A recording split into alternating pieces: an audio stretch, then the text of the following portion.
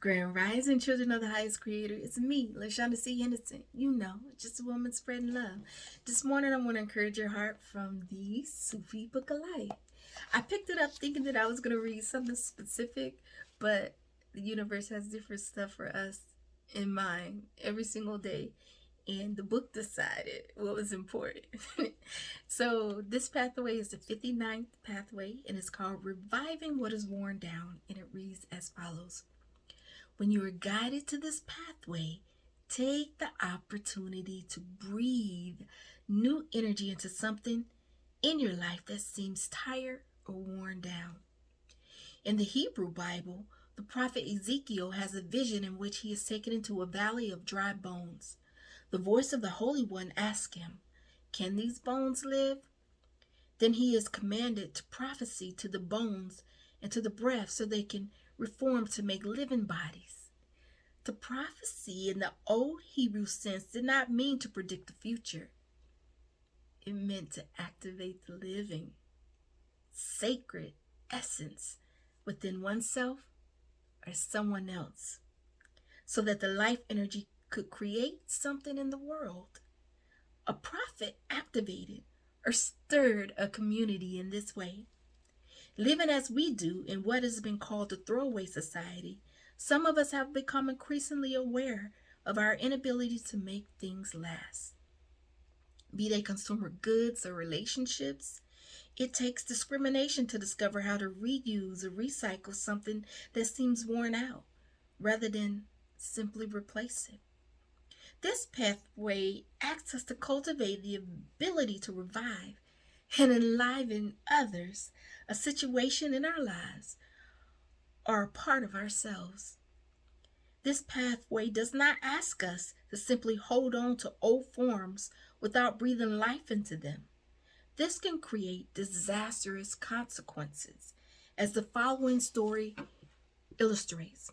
There was once a forest of trees which lived a magnificent and beautiful life. Due to the natural development of their surroundings, the trees climaxed, then gradually died, given way to smaller species that lived below them.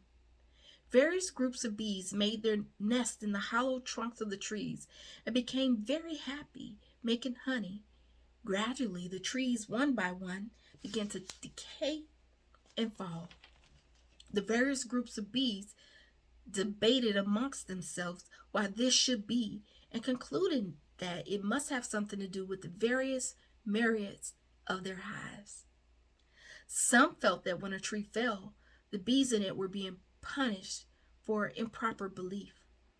Others felt more charitable and wanted to bring the homeless bees to their hives, saying it could have all been us after all.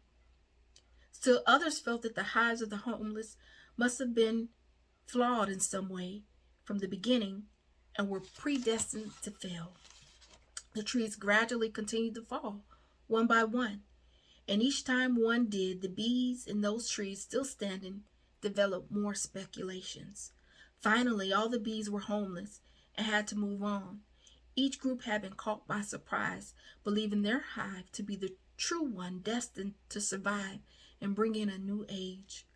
Each had failed to recognize that all trees fall eventually, and so it should finish its work and find another forest before it lost its tree. Each had failed to look further than its own hive and consider the efforts of the tree, the soil, and the rest of their colony for its own survival. One level, this story provides a Sufi commentary on which we commonly call religion or tradition.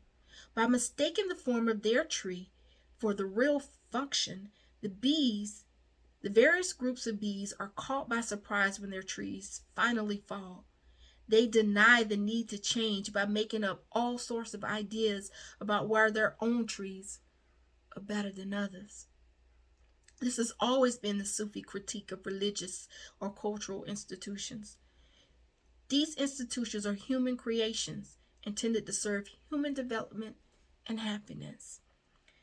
The real religion behind all religions, according to the Quran, is that there is only one reality, and all people and all cultures share it, no matter which sacred names or stories they tell.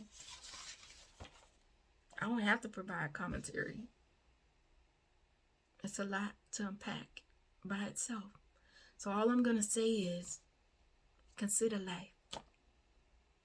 Remind yourself this day, yesterday, and tomorrow. Choices. They exist. And you get to make them. I hope you choose fly because it is an option. I believe in you. Go out there and do great things because you are more than capable. God says so. The one in you and the one out here. What will you? I hope thrive. I love you. Have a good day.